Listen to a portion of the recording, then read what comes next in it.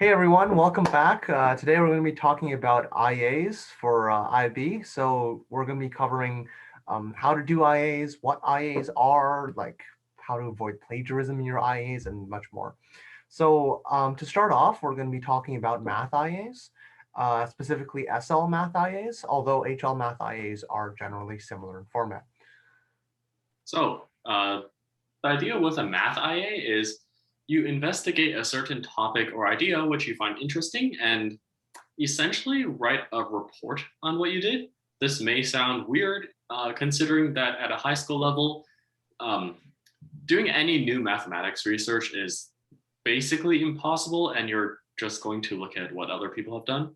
Um, this is essentially expected. At the same time, you can't just plagiarize someone else's paper. We'll get more into that later. But essentially, what is expected is you take a research topic and you format it into a report, which is approximately 12 or 13 pages long. And the length may change depending on the year you do your program in. And you essentially just investigate it.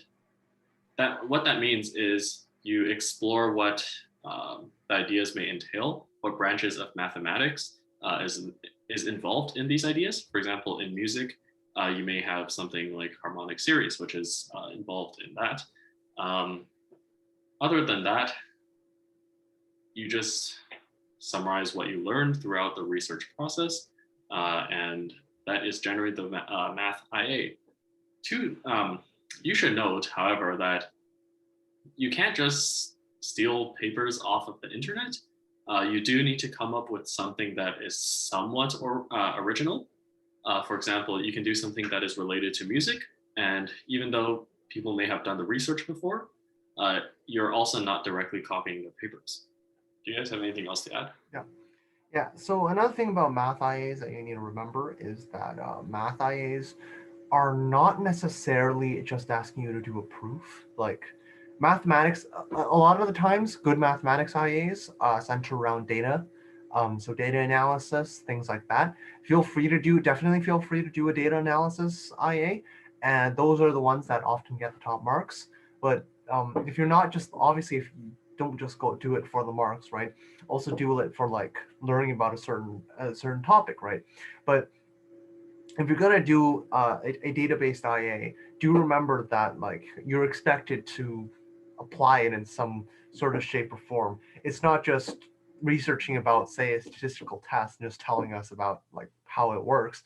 You need to apply it to a certain data set in some way or shape or form. Right. And there are very strict like format requirements that you need to follow when you're doing that, because now you have a many different tables of data and you need to put those in your appendix. I'd like to add to that, which is it's fine to do a proof. You can expect a somewhat decent mark. Typically, if you do a good enough proof, you'll get low level 7, high level 6. This is a perfectly acceptable mark. If you do something data related, it's likely you'll either do very well or do very poorly. If your data related IA is not good enough, that is, you're not using enough mathematics and you're not providing enough application, you will do poorly.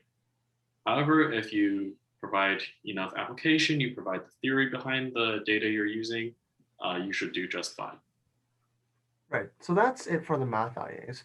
When you start Actually, talking about the science could I IA, add one more thing to the oh yeah, math? Um, about what Irvin said, about keeping like including the theory behind all of your work and calculations.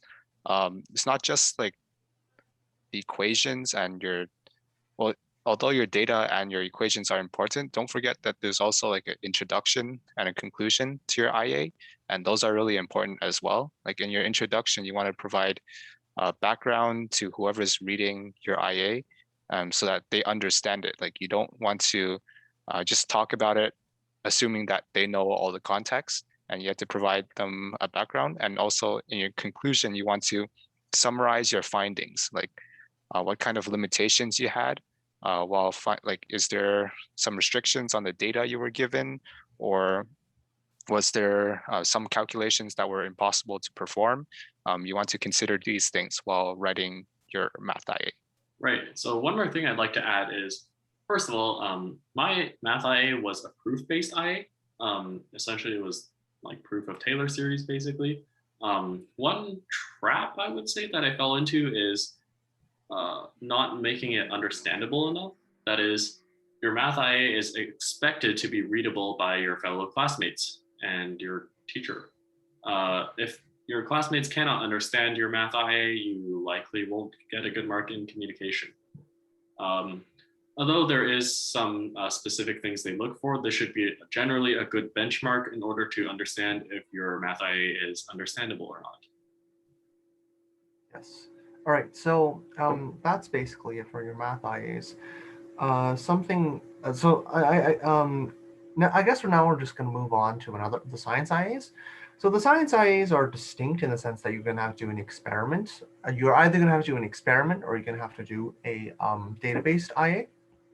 Now, the database IAs are not recommended in this case I believe you because can also do like a simulation yeah, you IA. can also do a simulation. Like I did a simulation, I think at least. So a simulation IA is essentially you take something that someone else provides, for example, an online experiment, and you get data from that instead of doing a physical Right. experiment.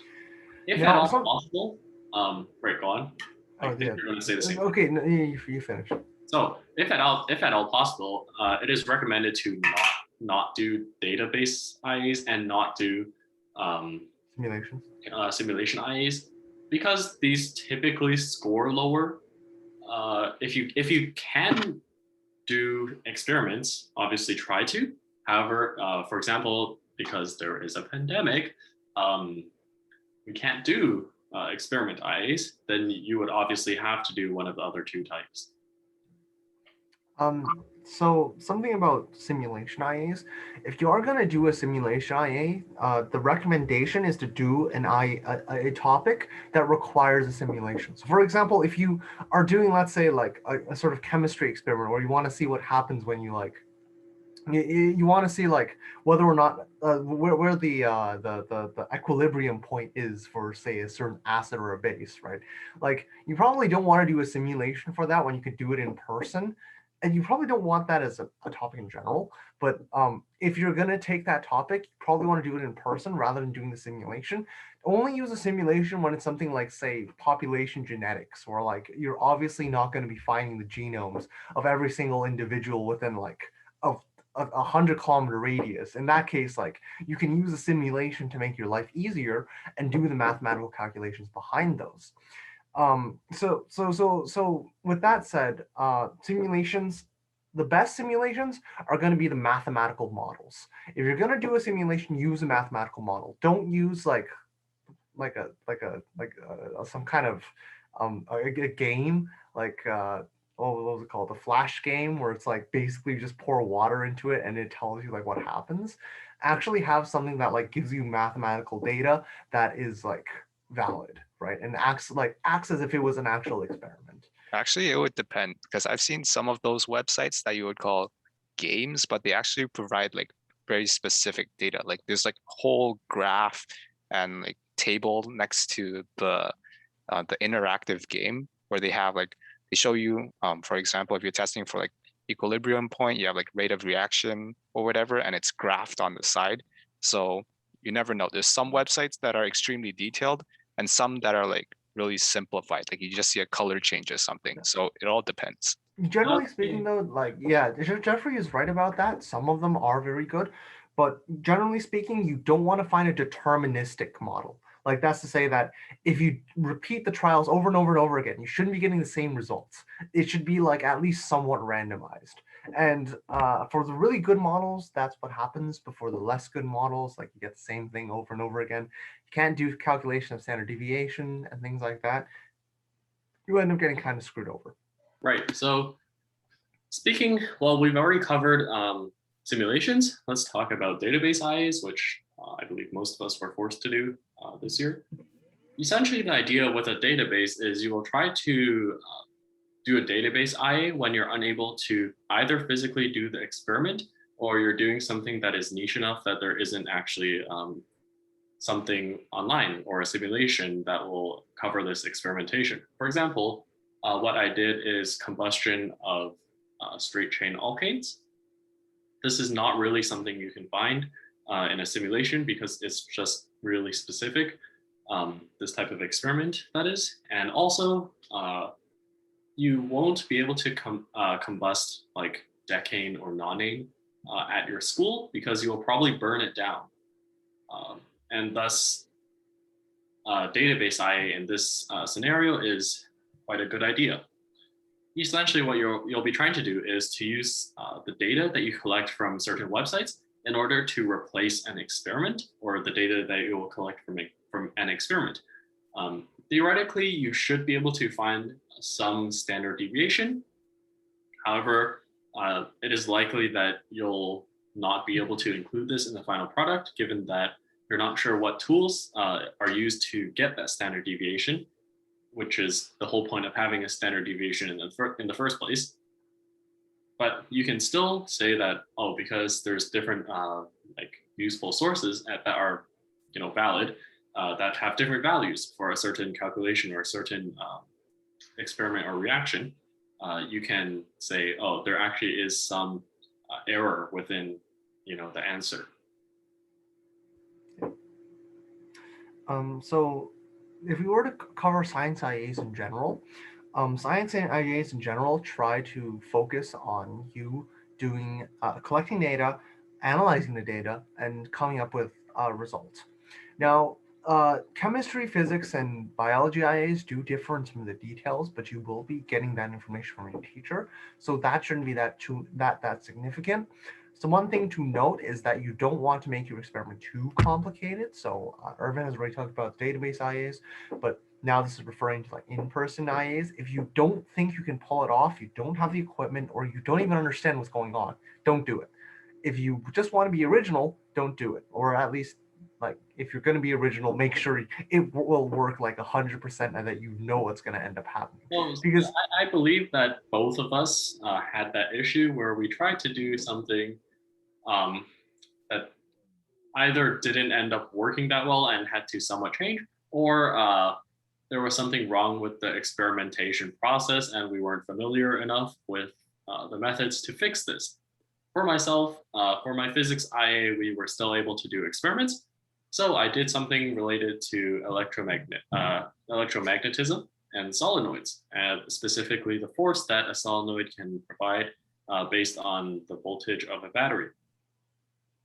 This failed horribly at the beginning because I tried to make my own solenoid, which obviously in retrospect is not a good idea. Try to get all of your equipment like professionally made, or at least in some shape or form working. That solenoid I made just did not work. Other than that, make sure that you don't spend too much time on your experimentation phase, because you actually still have to write those 12 pages of the IA. If you run out of time, that's not a good thing.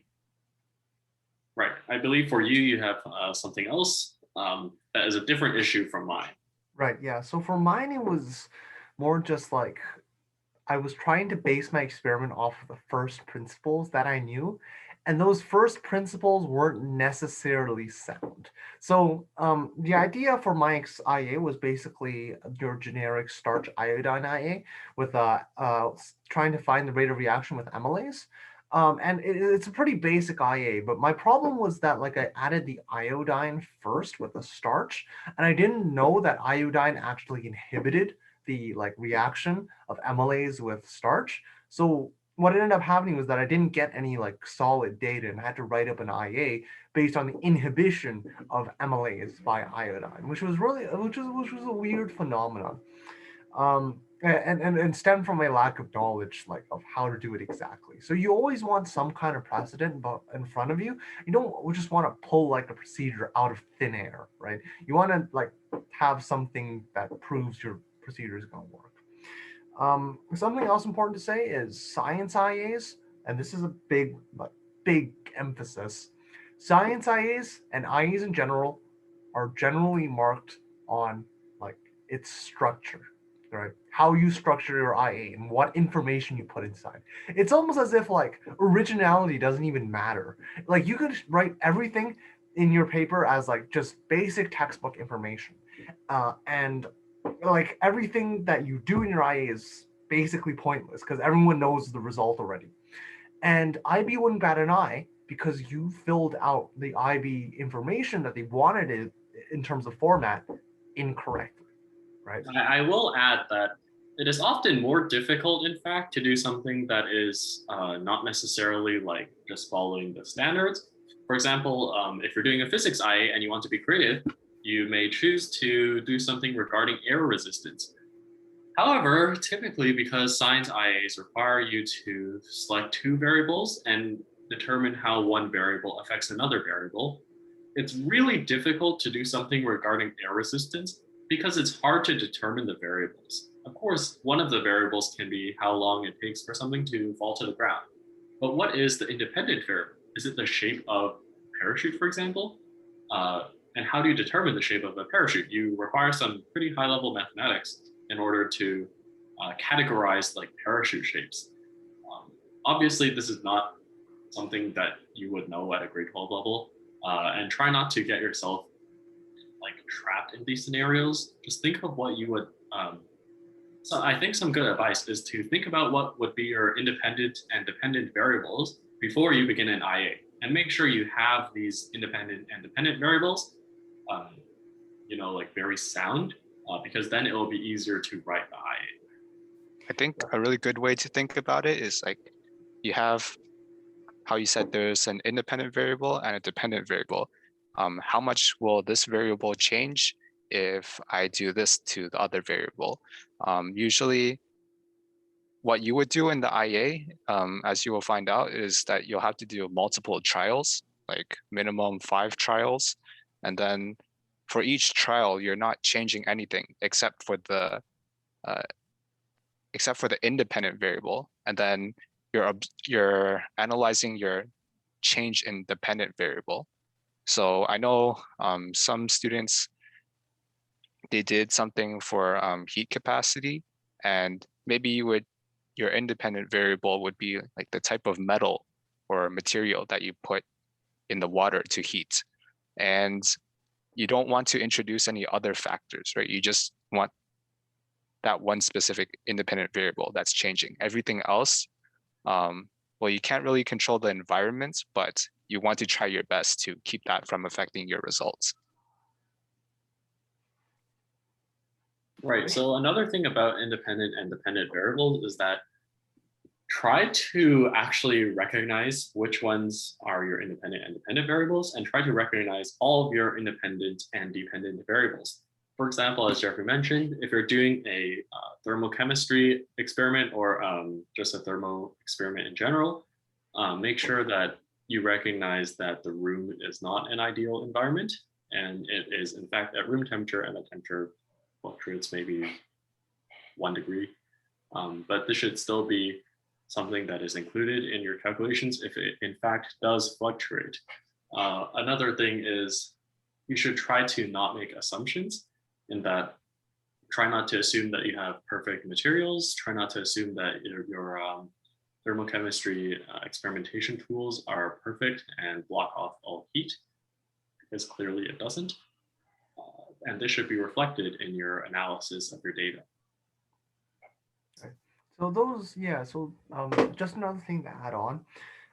Once you point out those errors, you have to point out like how you want to improve those. So for example, if you're saying like if you had like leaky, for example, obviously no thermochemistry apparatus is like perfectly insulated, right?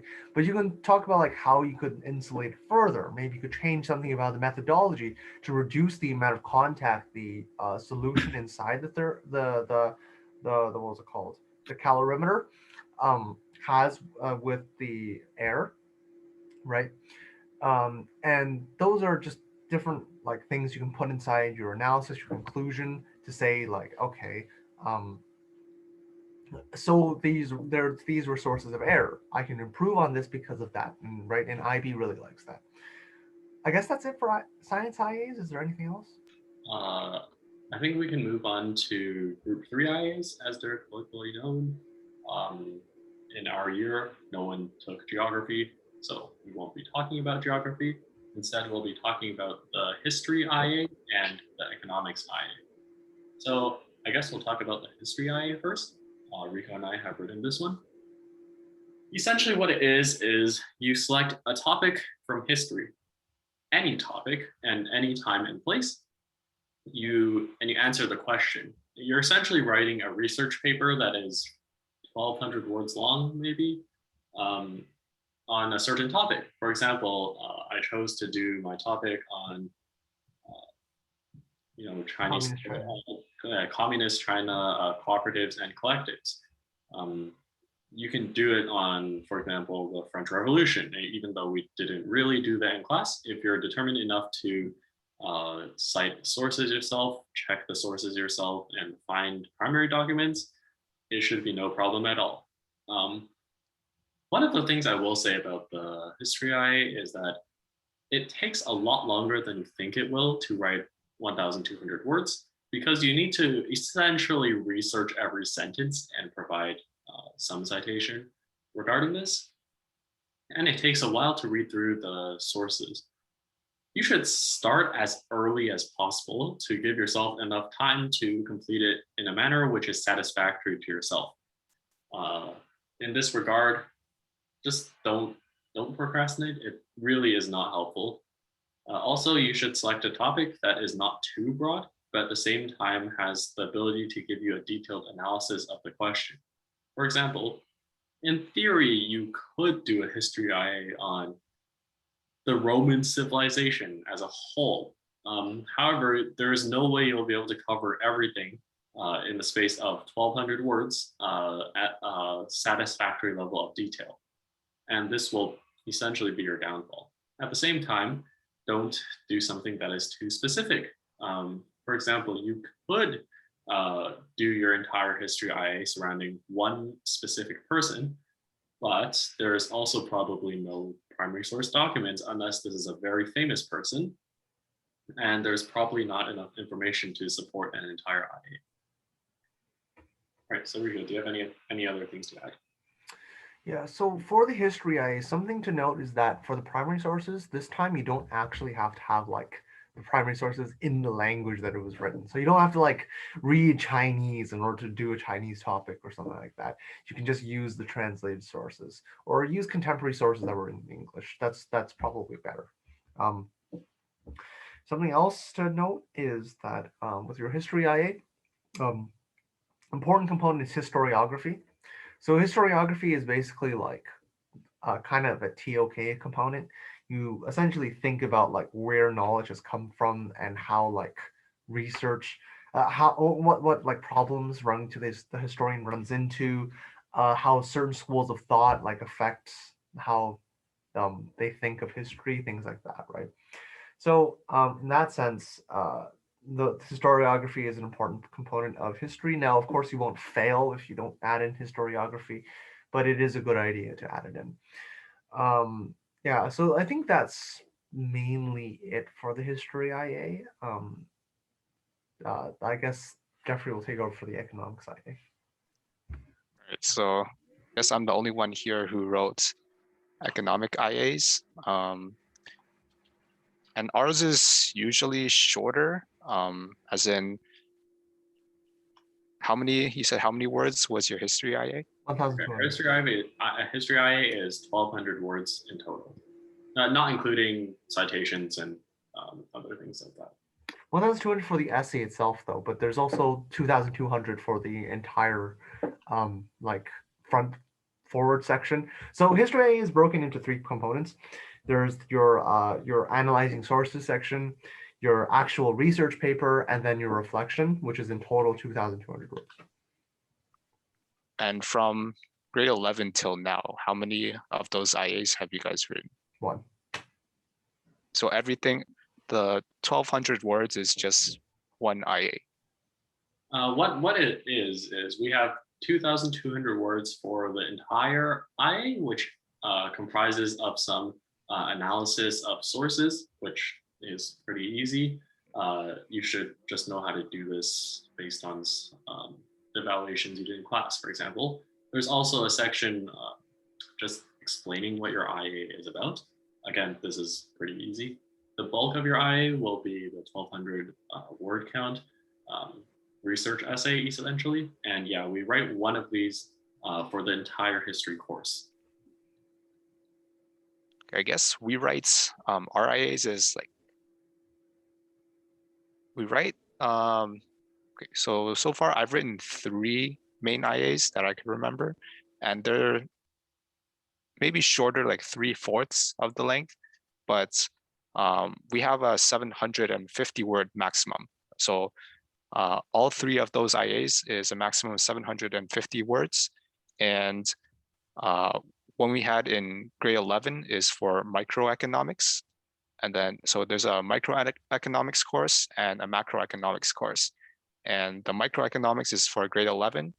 Grade 12 is your macroeconomics, your international economics, and your development economics, although that could change in the future. But for now, in grade 11, you have the microeconomics. To give an example of what you would write, I did mine on Dollar General stores, which talked about like concepts of supply and demand. For the next one, I wrote for my macroeconomics, I think, which was about debt during the pandemic. For our topics, we had to choose more recent ones. I think it's either in the past 2 years, but one of it has to be a recent issue. Like you can't choose one from like 8 years ago. So macroeconomics, I did one about debt. And then for the last one was international economics. You could choose between international economics or development economics for our class at least. And I wrote mine on exchange rates between so Taiwan currency and exchange rates. And basically the general format is all the same, even though it's microeconomics, macroeconomics, international economics.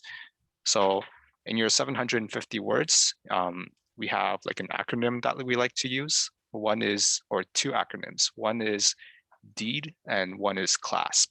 So it's kind of like writing, our paper 1s are also using this format. So DEED, D-E-E-D, D stands for define. So you have to define all of your terminology, vocabulary in the beginning of your IA. Then you have to, the next letter is E, which stands for explain. You have to explain your the concepts, the economic concepts that you're going to use, such as I talked about supply and demand, debt, and exchange rates. And then you have example. So we have to give a real life example of your economic concept. So this would be, for each of these IAs, you would choose a news article and you would give an example of how this news article showed an example of your economic concept. And then the last D for DEED is diagram, where you just draw one of, you'll learn how to draw different types of diagrams in your economics course, and how to use the different equations and formulas. So you would draw a diagram and then you would have to explain this to the person who's reading your IA. So that's the main section of your economics IA. In the last section is your conclusion, which you use the second acronym, CLASP. So it's spelled C-L-A-S-P-P. For C is your conclusion. So you write in conclusion, and then whatever explanation you found after doing your analysis. L stands for limitations. So you want to talk about, are there any limitations on my data or the article that I chose? Your assumptions is just any assumptions that you made, and you can reflect on their significance and how they affected your conclusion. For example, I'm assuming that when 2 countries are trading, I'm not considering any external factors like investment. Also, next letter is S for stakeholders. So you want to talk about everyone who's involved, from the government to like the producers and the consumers. Then you talk about priorities. So who is involved in this, who is prioritizing which action, or if there's a problem in your IA, how are you going to solve it? What's your solution? And finally, last P is for pros and cons, which is pros and cons of your economic concept. So if you're talking about, for example, investing more in trade, what kind of benefits will this have towards the country, and what kind of side effects are there? I think that's mostly all you have to consider for your economics IA. Is you just have to use the two main acronyms. All the IB students use DEED for explanation, and CLASP for the conclusion. Yeah, that's it. Thanks, guys. I guess Right. the last thing is French. So for the French IA, I guess it depends on the teacher you get. Your teacher will probably take you through like most of what you need to know for your French IAs, but So essentially what the French IA is, I believe there are multiple sections as well to the French IA. We only did one of them due to the pandemic, so we'll talk about the part that we actually experienced. As for the other ones, there should be... No, the other ones are exams. The IA is just a speaking thing. I believe there is a listening portion, which we didn't do. Anyway, your teacher will tell you this. But so for what we did is a speaking, essentially a 10-minute speaking exam. This is what you can think of it as for the French IA. Essentially what this is you're given a picture, and these are really random pictures. They often don't make sense, and you have to describe it. And you're given 10 minutes, and you have to talk about it for 10 minutes. This may seem daunting. It was daunting and is still daunting to me, even though I've already finished the IA, because 10 minutes is a long time. Actually, for our teachers, we got to choose our pictures. Like they put just like three different, they're categorized by their themes, and you could choose one out of each pile, like choose one for each theme. Yeah, you can choose from the themes, but you still are kind of limited in the choices you can make regarding your IA picture. And oftentimes all of the pictures are kind of strange.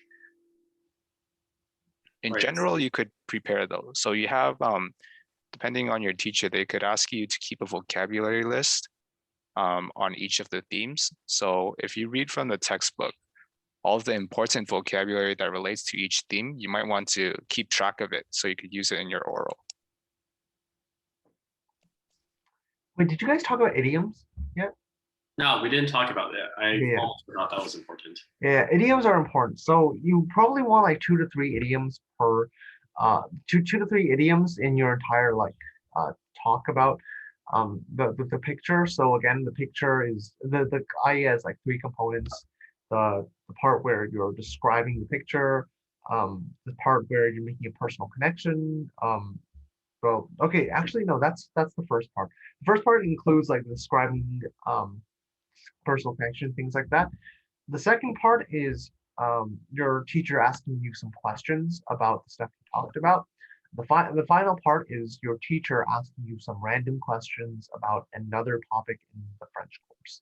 So, for example, if you're doing, if the picture you have was like a technology picture, and you talked a bunch about stuff about technology, well, then your teacher is going to give you something else. I don't know, like the environment or something, as the questions she's going to ask you esoterically, right? So yeah, I guess that's it for the French IA. Try not to speak too quickly if you can't, like handle it. You don't get bonus marks for speaking quickly. If you do want to practice like your speaking skills, do try and just like out of this. You can always just practice at home and like speak French at home. you sometimes just get like a sort of intuition for how you should be speaking French after a certain point. So that's the thing. Yeah.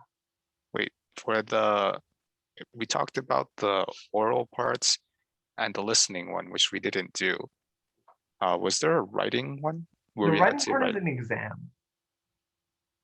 Yeah, the writing one should That's it's paper just like a two. normal test, basically. Okay, so that's not related. That should be it for the French IA. Essentially, what you want to do is just prepare as much as you can. There's no amount of time that you can prepare that is over preparing. Just on this one. I guess we can talk about the English IA as well. Well, English is IO more, but we can talk about that as well.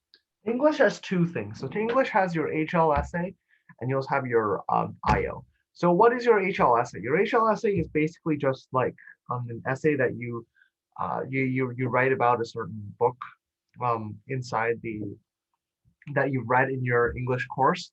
Once you write something you write your HL essay about a certain book, you can't use that book again for another paper. So that is a thing. Uh, June, what else? Your You could HL use essay books isn't from really that. Oh, sorry.